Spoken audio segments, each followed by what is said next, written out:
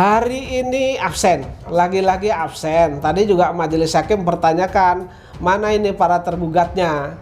Nah, kalau yang biasa hadir tapi ya kadang-kadang hadir, kadang-kadang enggak, dan seolah-olah tidak mengindahkan pengadilan ini adalah kuasa hukum Yusuf Mansur dan kuasa begini ya. Apapun putusan selam memang harus dilewati karena mereka yang mengajukan eksepsi kompetensi absolut, tetapi pengadilan ini juga harus dihormati. Kalau hemat saya adalah dari para tergugat maupun turut tergugat ya, baik dari para itu itikat baiknya tidak ada untuk menyelesaikan perkara ini begitu. Hanya masalah itikat baik gitu, itikat baik yang tidak pernah ditunjukkan secara proaktif gitu. Itu ada sanksi sosial. Sanksi sosial itu adalah biasanya kalau ini berkaitan dengan pengusaha dan lain sebagainya, tentu mereka memboikot ya, memboikot seluruh usaha yang digeluti oleh orang yang banyak punya masalah ini kan begitu kan. Nah, tentu efeknya ke sana.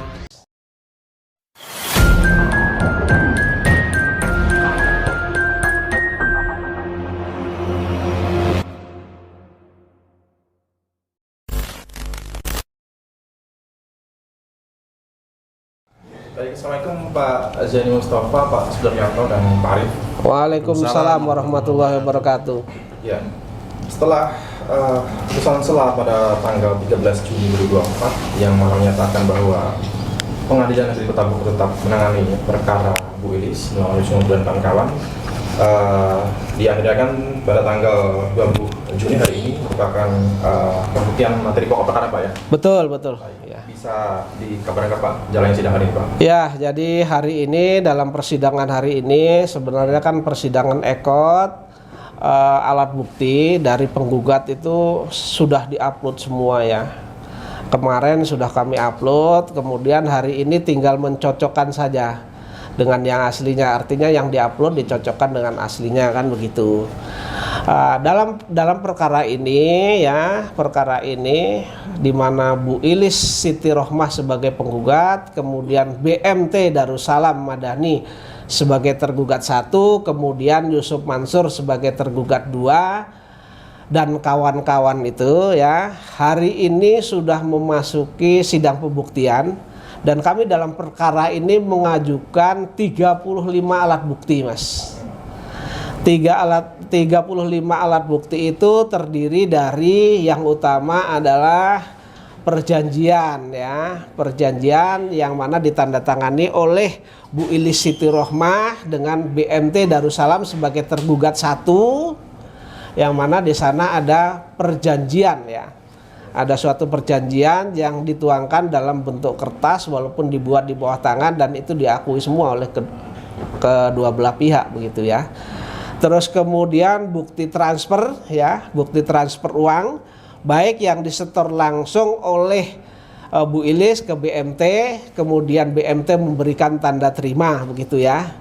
Terus kemudian ada yang disetor kepada tergugat 4 yaitu Dwi Yuda Andi ya. Itu juga ada bukti transfernya. Terus kemudian kami juga mengajukan bukti bahwa sebelum perkara ini kami daftarkan, kami mensomasi para tergugat tersebut ya, para tergugat dan juga turut tergugat. Kami sampaikan juga somasi itu, yang mana turut tergugatnya adalah Pondok Pesantren Tahfiz Al-Quran Darul Quran ya, milik Yusuf Mansur, itu sebagai turut tergugat. Itu tidak bisa dipisahkan dengan perkara-perkara berkaitan dengan batu bara yang digagas atau dipresentasikan oleh Yusuf Mansur begitu.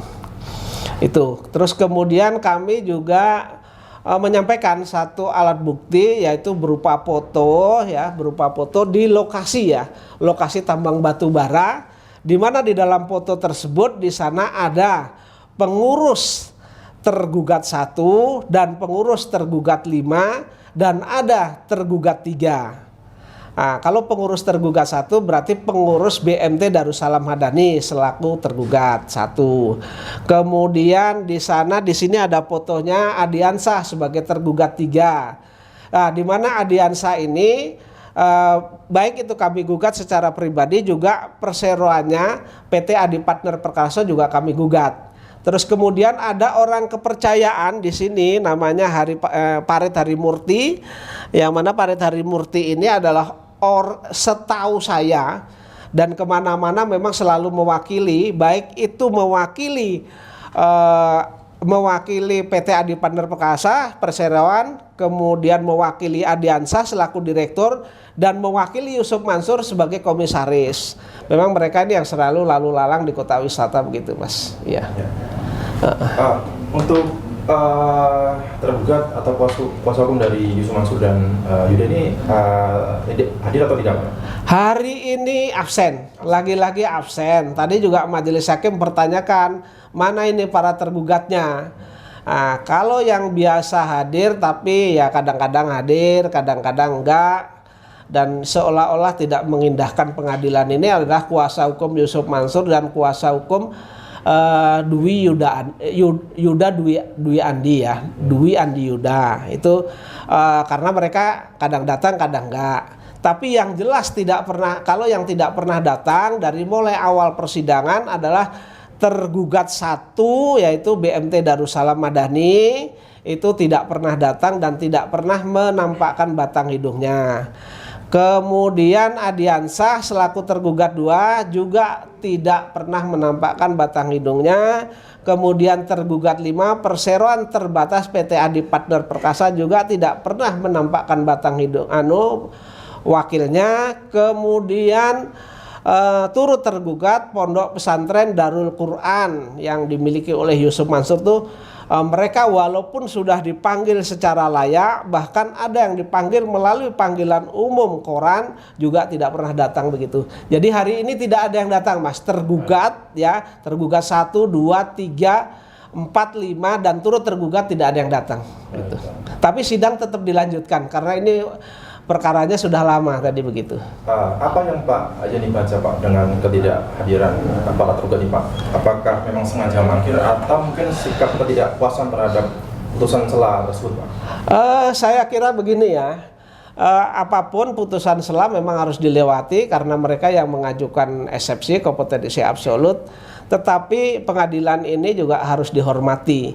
Kalau hemat saya adalah dari para tergugat maupun turut tergugat ya, baik dari para itu itikat baiknya tidak ada untuk menyelesaikan perkara ini begitu. Hanya masalah itikat baik gitu, itikat baik yang tidak pernah ditunjukkan secara proaktif gitu. Iya. Baik, Pak Jenny,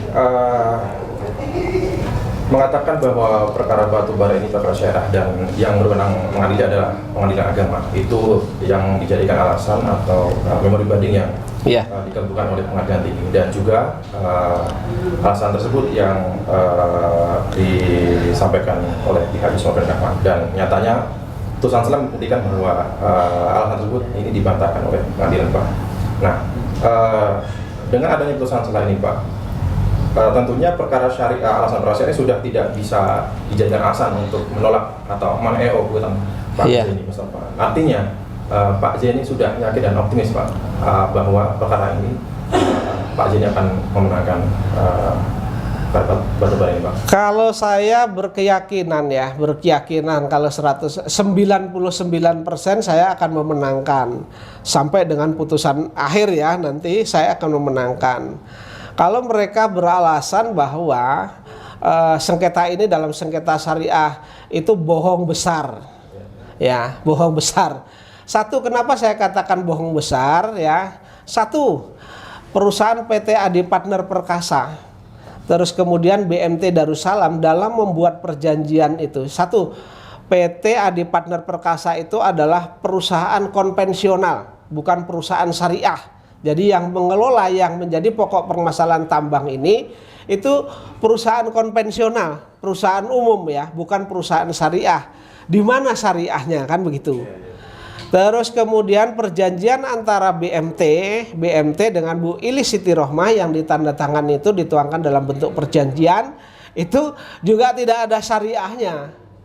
Terus kemudian berdasarkan fakta ya kan, berdasarkan fakta apakah ada satu aturan? Tunjukkan kepada saya aturan yang mana, apakah itu Al-Quran, apakah itu hadis, apakah itu ijma, apakah itu qiyas, yang mengambil investasi milik orang tidak dikembalikan ya, walaupun sudah melakukan upaya hukum juga tidak digubris.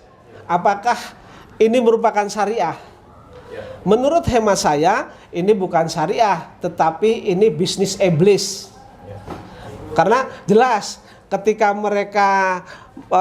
mereka meminta kami untuk berinvestasi, mereka datang seolah-olah sebagai seorang ulama, seorang kiai, seorang yang akhlaknya bagus dan lain sebagainya, datang ke masjid pakai topi, baca-baca ayat Al-Quran, mengajak jamaah. Tapi begitu mereka sudah menerima, sudah ada yang berinvestasi, sudah menerima uang hasil investasi, jangankan keuntungan yang dijanjikan, yang diberikan, modalnya saja digondol sampai dengan saat ini dan tidak ada pertanggungjawaban dalam bentuk apapun. Baik itu oleh BMT Darussalam, baik itu oleh Yusuf Mansur, baik itu oleh Adi Hansah, baik itu oleh Dwi Andi Yuda, baik itu oleh PT Adi Partner Perkasa, dan kemudian turut tergugat Pondok Pesantren Darul Quran juga sama seperti itu. Jadi tidak ada niat atau itikat untuk menyelesaikan masalah ini. Padahal kan uangnya tidak sedikit. Di Jamaah Darussalam itu tidak kurang lebih yang belum dikembalikan itu sekitar 50 miliar. Ya. Jadi kalau tidak mengembalikan uang, apakah itu merupakan perusahaan syariah? Menurut saya sekuku hitam juga nggak ada syariahnya. Kalau dinilai dengan angka 0,000 juga nggak ada syariahnya. Gitu. Jadi kedok syariah itu hanya topeng belaka begitu Pak? Ya, kedok syariah itu hanya sebagai kedok saja, bagaimana mereka caranya mencari peluang agar orang mau berinvestasi kemudian diembat, Mas, begitu. Berapa lama jangka waktu yang akan diberikan di pengadilan atau Yusuf Mansur ini Pak untuk memberikan bukti? Dan apa yang terjadi jika mereka seterusnya ini tidak menghadiri pengadilan atau mangkir dari pengadilan ini Pak? Kalau alat bukti, saya kira alat bukti hanya sekitar 3 minggu sampai 4 minggu selesai. Terus kemudian nanti kesimpulan. Terus kemudian jika nanti tergugat, baik itu tergugat yang dulu pernah hadir, Yusuf Mansur, terus kemudian Dwi Andi Yuda tidak hadir, maka perkara tetap akan diputus, Mas. Baik. Ya, dianggap mereka yang tidak hadir itu tidak mempergunakan hak walaupun sudah dipanggil dengan itikat baik dan layak, begitu, Mas. Baik, terima kasih. Pak Arief, sebagai penggugat ini mungkin ada yang ingin disampaikan Pak? Baik, alhamdulillah pada hari ini Pak Jaini dan Pak Sudar membawa alat bukti cukup banyak. Tentunya meyakinkan saya, insya Allah dengan alat bukti ini, insya Allah kami menang. Harapan ya saya itu Pak. Ya, oke. Ya. 35 alat bukti Pak. 35 alat bukti ya. Tadi juga cukup tebal ya. Saya rasa optimisme harus dihadirkan Pak ya. Semoga Pak Jani menggunakan barang. Baik Pak, terakhir Pak, ini mungkin agak melenceng Pak Jani dulu sempat mengatakan, mengimbau atau mengajak untuk korban-korban masyarakat yang bersimpati pada korban ini untuk memboikot usaha-usaha Yusuf Mansur, terutama di bidang kuliner Pak. Ini banyak yang ini Pak. Ini kan Yusuf Mansur punya usaha kuliner, ada Ayam Mas Mono, Ayam Bakar Mas Mono, Bebek Haji Slamet, dan juga Warung Street. Nah, Mas Mono dan Bebek Haji Slamet ini sekarang sudah agak meredup dan banyak yang nilai itu karena kehadiran Yusuf Mansur Pak. Nah, ini Pak Jini melihatnya bagaimana? Atau mungkinkah ini Warung Street selanjutnya nih Pak? Iya, jadi memang sudah menjadi hukum alam. Ya. Bahwa yang namanya hukum itu kan ada yang formal. Formal itu ya seperti usaha di pengadilan ini untuk mencari keadilan. Tetapi yang tidak formal, yang tumbuh dan hidup dalam masyarakat, khususnya ya pada umumnya ya seluruh dunia, kemudian tapi pada khususnya di Indonesia ini, ketika orang sudah bermasalah seperti Yusuf Mansur dan kawan-kawan ini, maka itu ada sanksi sosial. sanksi sosial itu adalah biasanya kalau ini berkaitan dengan pengusaha dan lain sebagainya, tentu mereka memboikot ya, memboikot seluruh usaha yang digeluti oleh orang yang banyak punya masalah ini kan, begitu kan. Nah, tentu efeknya ke sana. Terus kemudian kalau saya berpesan, ketimbang nanti menyesal di kemudian hari, ya kan, nanti uangnya jangankan untung, uangnya tidak kembali, maka menurut hemat saya, pengalaman saya sudah maju atas nama pribadi, prinsipal, dan mewakili banyak klien yang berkaitan dengan Yusuf Mansur ini. Jangan sampai orang yang belum bersinggungan, belum berbisnis sama Yusuf Mansur mau diajak berbisnis oleh Yusuf Mansur dan kawan-kawannya begitu. Jadi sanksi sosial pasti orang tidak mau makan di usaha yang digeluti atau tidak, ya intinya tidak mau bersentuhan lah begitu, Mas. Dan saya mengingatkan yang belum bersentuhan jangan bersentuhan, timbang nanti nyesel seperti saya. 80 juta pada tahun 2009 itu untuk naik haji, dan itu tidak lama masa tunggunya, itu bisa 2 orang lebih. Apalagi Pak Arif itu setornya 250 juta untuk naik haji, itu bisa kalau 5 6 orang. 6 orang 7 orang mungkin. Gitu. Ya, mungkin itu adalah konsekuensi sanksi sosial yang harus diterima oleh Yusuf Mansur, Pak. Ya. Baik, terima kasih Pak Jani Mustafa, Pak Arif, dan Pak Surya itu tetap optimis menang di Pengadilan Negeri Bogor dan juga kasasi. Insya Allah. Tetap sehat, tetap semangat, Pak. Amin. Terima kasih.